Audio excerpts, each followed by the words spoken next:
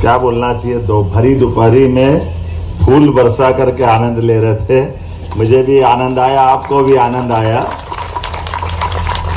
मैं ये सोच रहा था संजय जी, सुभाष जी, चश्मे वाले के कितने फायदे और जो इसको चश्मा नहीं लगता उसके कितने नुकसान हैं। चश्मे वाले ढूंढ ढूंढ के पढ़ता जा रहा है, उसके अंदर कुछ छोड़ नहीं रहा है। और मैं जब आ रहा था तो चश्मा नहीं लगा था, तो मेरी आंख खुल नहीं रही थी, फूल पे फूल जाए जा रहे थे, तो मैं नीचे देखता जा रहा था कि तुम्हारी मर्जी आए, क्योंकि बड़ी मुश्किल है। जब चश्मा अगर हो तो आंख खोल के देख लो तो कम से कम चश्मे पे रुक जाए। अब ये फायदा है कि नुकसान है चश्मा नहीं होने का, ये आप जानो। लेकिन मुझे इस बात का आनंद है, आपका प्रेम भरा हार्दिक अभिनंदन का ये पूरा कार्यक्रम, मैं हृदय से आपका अभिनंदन करता हूँ, आभार मानता हूँ। सभी मित्रों का सबको नमस्कार भी करता हूँ। यशस्वी प्रधानमंत्री के नेतृत्व में बदलते दौर में पूरा देश करवट ले रहा है, पूरा देश एक अलग प्रकार से अलग वातावरण में चल रहा है। और ये बात भी सही है कि लोकतंत्र के अंदर हम सब एक मामले में समान है। कभी कभी हमको ये गलतफहमी हो जाती है कि हम बड़े हो गए, आप छोटे हो गए, ना कोई बड़ा ना कोई छोटा। सरकार जब बनती तो बटन तो सब बराबरी से दबाते हैं, बटन में कौन सा अंतर है? आपको कोई छोटा दबाना पड़ता है क्या?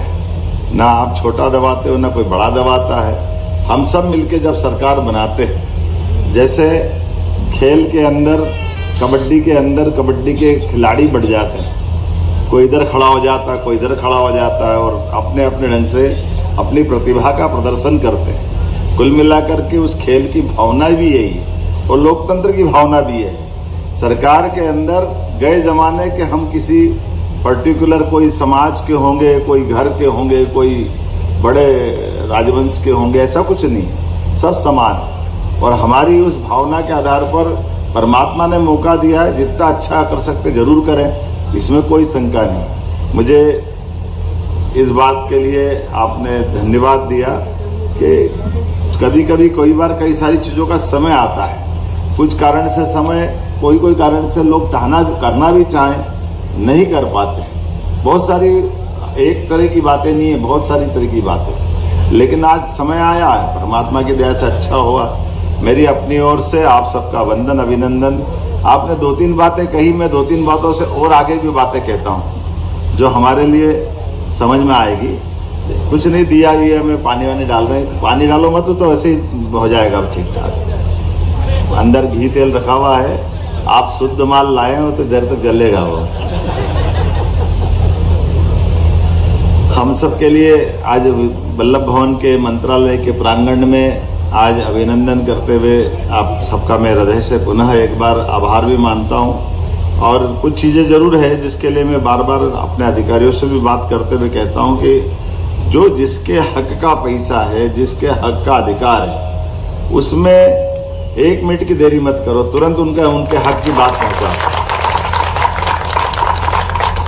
ये अपराध है, ये ऐसा नहीं होना चाहिए, इसको क्यों टालना है? हम जब कोई अच्छा निर्णय कर रहे हैं, जनता के लिए भी कर रहे हैं, तो जनता के बीच के निर्णय करने के लिए हमारा मन अच्छा है, तो अधिकारी के लिए मन क्यों खराब होना चाहिए? अधिकारी कर्मचारी ये तो हमारे काम के अंग है, हमको उनसे काम लेने का अधिकार है, लेकिन उनके निजी अधिकारों के लिए भी उनके साथ खड़े होने के लिए हमारी तरफ तो वो देखते हैं। ये भाव हमारा बड़ा होना चाहिए, इसमें कोई संकोच नहीं।